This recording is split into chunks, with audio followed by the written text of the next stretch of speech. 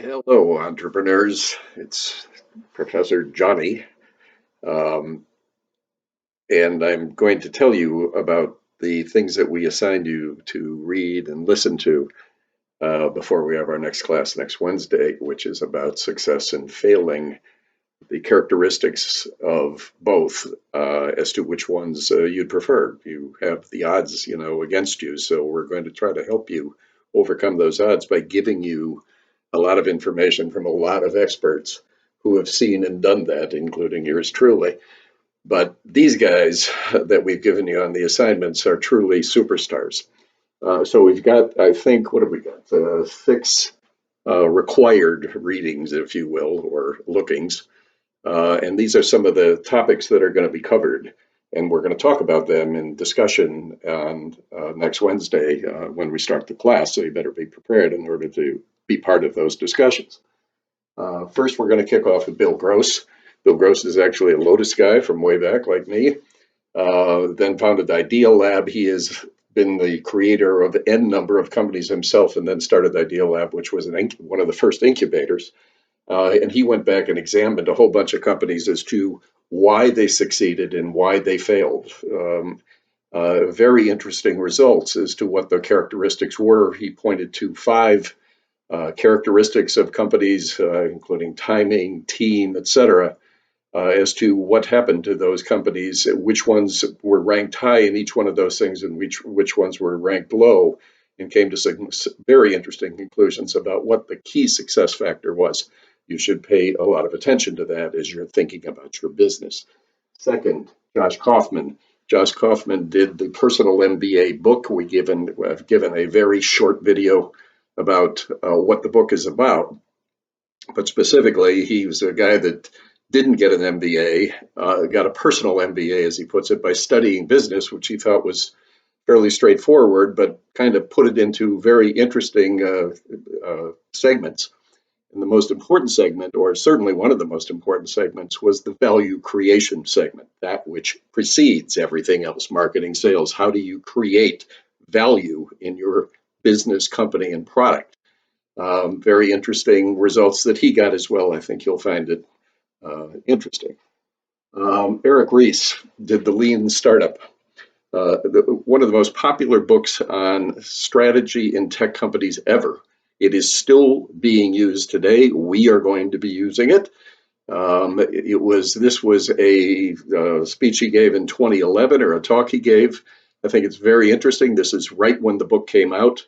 Eric Ries is really an interesting guy to this day. We'll probably be seeing more of him as times proceed, but please pay attention to what he says. Again, it's going to be focused on what not to do if you want to be successful, and what to do if you want to be successful. So important, I believe, that we've actually got two segments that are part of this. One is him talking. The other is a review of his book. Again, that one's fairly short. The first one is a little longer, but I think you'll find it interesting. Next, Kevin Hale at Y Combinator. This is a rather long talk. You can listen to what you want. I think he gives a very interesting perspective on what they're looking for at Y Combinator based upon the successes that they've had. Y Combinator, of course, is the largest incubator or accelerator of tech companies and software companies. An incredibly successful accelerator out of San Francisco. Kevin is one of their key guys. This is what they're looking for in the companies that they have found that succeeded. Adam Grant, I think you'll find this at the minimum amusing. It is very interesting. We're going to see more of him. He is really much more on the psychological side of things, but what creates leaders, what kind of organizations create leaders. But this particular talk is very focused on what he calls originals, i.e. the entrepreneurs or founders of companies, and what characteristics they have that made them successful. Some very interesting statistics about first mover advantage is a myth. Normally that's been kind of legend in tech circles, that first movers are the ones that succeed. He's got statistics that he presents in this talk that are very interesting, that shows no. entering an established market that already has a first mover is in fact far more successful than being the first mover, particularly at the startup level. And finally, we're going to end it with Paul Graham. This is the required readings. There is a whole ton of, well, I won't say that. There's a lot of other readings and videos that we've provided that we think are recommended. And then we have some that are, if you will, related or relevant. So that's kind of our tiering, but you have the required ones. I would certainly encourage you to see the ones that are not required, but are in fact in some ways optional.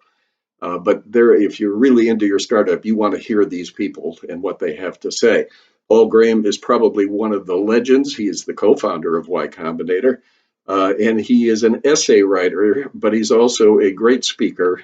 And we have two, one required and one that I encourage you to see if you have the time, of his talks. I'm sorry, the first one is an essay, and the essay is about specifically what he refers to as doing things that don't scale. And things that don't scale are by not trying to boil the ocean, not try to take too big a slice of the pie, because you probably will fail. You have to go after customers in a much narrower segment, be successful in that segment, and then grow the business to take over the world. So I think you'll enjoy these. These, again, are part of your homework. I think you'll enjoy them, and I'm certainly looking forward to seeing you guys coming up soon. Have a great